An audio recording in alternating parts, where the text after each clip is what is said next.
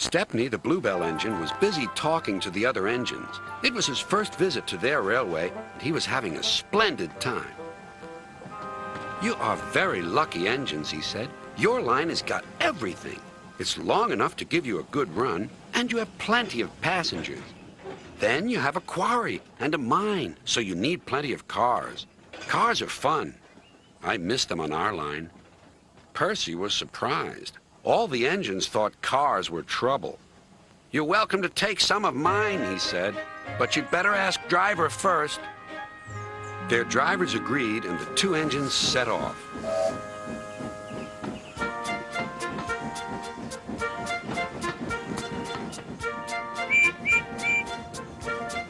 Thomas and Toby were speechless. Stepney took the cars to the harbor.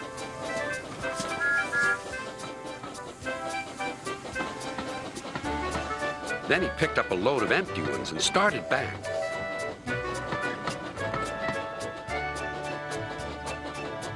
Ahead was a cricket field. The game had just begun. Stepney and his driver had to wait at a signal. "Good," said his driver. "We can watch the game." Then there was trouble. The batsman hit the ball. It flew high into the sky toward Stepney's train. Clunk went the signal. Thump went the ball into a car, but neither driver nor fireman heard it. "Stop!" yelled the players, but Stepney didn't hear them. Come along," he puffed to the cars. "Our one and only ball!" cried the players. "Wake up, Caroline," they said to their old car. "The chase is on."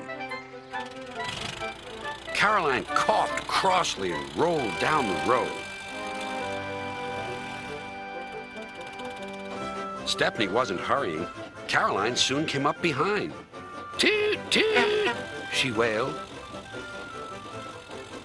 The players shouted, but Stepney was still too far away for his driver and fireman to see or hear properly.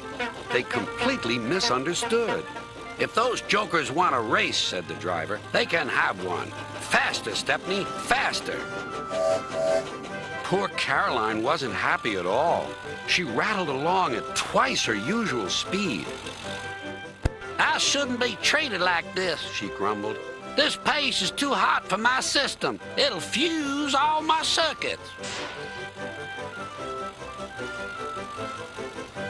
Suddenly, Stepney was nowhere to be seen. "Yahoo! That silly train has run into a hole, so we can't catch it. I can go home now." But she couldn't. Her driver pounded Caroline on up the steep hill and then down the other side toward the station. Stepney was already there when Caroline cluttered in. "We need our ball back," cried the players, and explained everything.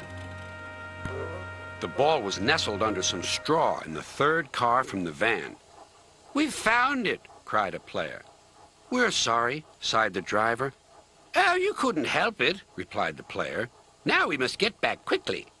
"You'll be lucky," said the driver.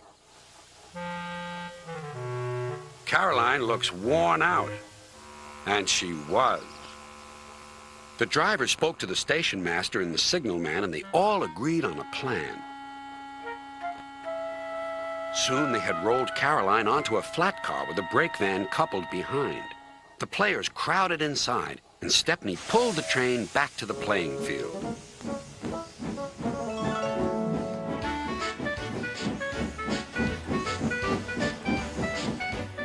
Everyone enjoyed watching the game.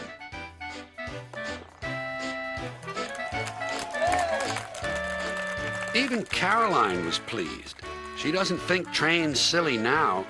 They have their uses. They can save wear and tear on a poor car's wheels.